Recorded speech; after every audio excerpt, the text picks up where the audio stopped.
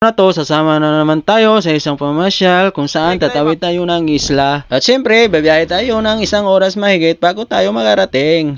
Ang kwentong ito ay hango sa totoong pangyayari, kaya gustong malaman, panoorin nyo, tapusin nyo ang video na to, at kung hindi naman ay exit nyo na at maghanap ng iba. Sana all. At syempre, ito na nga tayo, sasakay na ng bangka, makarating tayo sa ating pupuntahan. Alam nyo ba, ang lugar na to ay lugar ng Davao. Alam nyo ba, ang lugar ng Davao ay pinaka-safe na puntahan. Dahil napatunayan ko ngayong araw na to, kasi ang sasakyan na iniwan namin dyan sa ilalim ng tulay ay bukas yung pintana.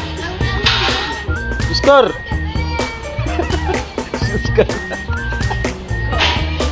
Nung pagbiyahe namin yan, pagsakay namin ng bangka, di namin alam na bukas pala yung bintana ng sasakyan.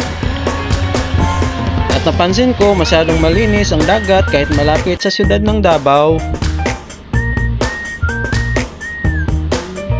Alam nyo ba, ngayong araw na to ay wala akong balak gumawa ng content. Kaya mapapansin mo sa video na to ay konti lang ang aking nakukuhanan. Gusto ko lang mapakita sa inyo kung gaano kaligtas ang Davao kong pasyalan.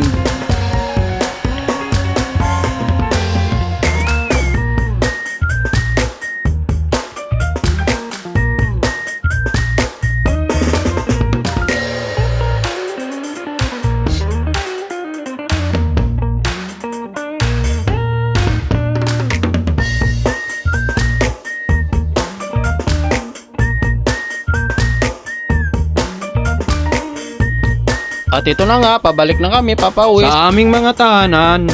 Sa putong ito, hindi naman kami nag-alala na may mawawala doon sa sasakyan.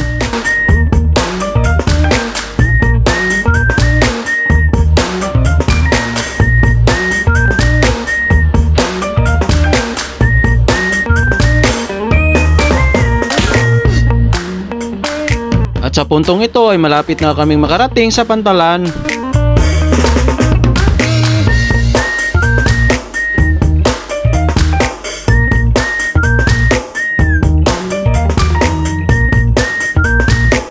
At makikita nyo dyan sa passenger side ay nakabukas yung bintana at sa awa naman ng Diyos ay wala namang nawala.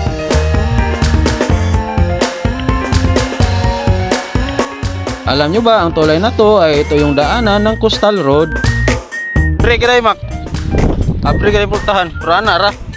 Okay na. Oh.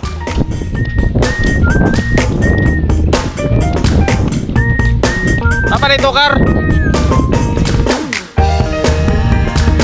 Mabingaw man.